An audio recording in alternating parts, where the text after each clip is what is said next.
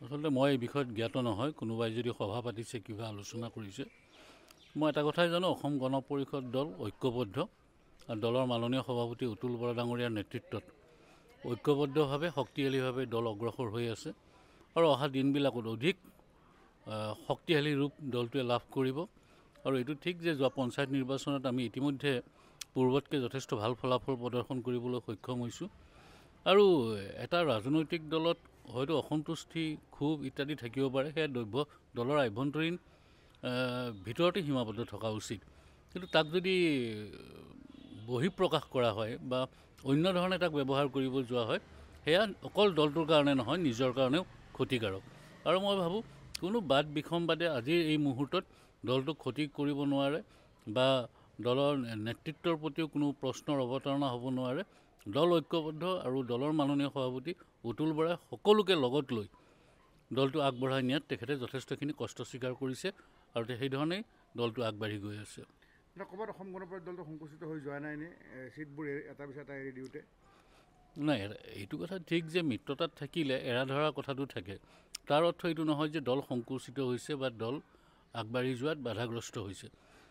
এইটো মিত্ৰতাত থাকিলে সকলো দলে ক'ৰবাত ভাৰতীয় জনতা পাৰ্টিও সেইধৰণে কম্প্ৰমাইজ কৰিব লগা হৈছে বা আমিও কৰিব লগা হৈছে অন্য ৰাজনৈতিক দলেও কৰিব লগা হৈছে সেইটো থাকিবই কিন্তু তাৰ অৰ্থ এইটো নহয় যে দল এটা আগবঢ়াই নিব আমিতো এতিয়া অসমৰ সকলো সমষ্টিতে আমাৰ দলে আমি কাম কৰি আছোঁ সাংগঠনিক কাম কাজ আমাৰ চলি আছে প্ৰতিটো সমষ্টিত আমি BTID-টো ইলেকশ্যন নিৰ্বাচন খেলিবৰ কাৰণে আমাৰ প্ৰস্তুতি চলিছে মিচিং স্বায়ত্তশাসিত পৰিষদৰ নিৰ্বাচন হওক বা অন্যান্য যিবিলাক স্বায়ত্তশাসিত পৰিষদৰ নিৰ্বাচন আছে তাতো আমি আমাৰ দলে প্ৰতিদ্বন্দ্বিতা কৰিবৰ কাৰণে ইতিমধ্যে আমাৰ প্ৰস্তুতি চলোৱা হৈছে দল অকল বিধানসভা নিৰ্বাচন কেন্দ্ৰিক বিষয়ত কথা নহয় এটা ৰাজনৈতিক দল যিকোনো নিৰ্বাচনৰ কাৰণে আচলতে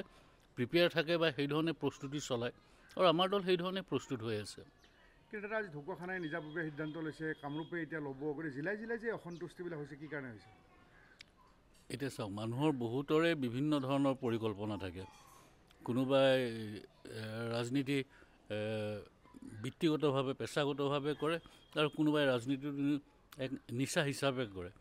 আৰু মই ভাবোঁ যে কোনে কি ধৰণে ভাবিছে সেইটো হয়তো তেওঁলোকৰ ব্যক্তিগত কথা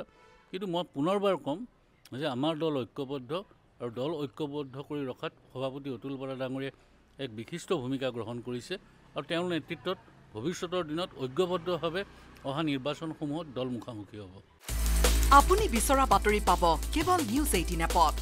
নিউজ 18 এপ ডাউনলোড কৰিবলৈ স্কেন কৰক এই QR কোড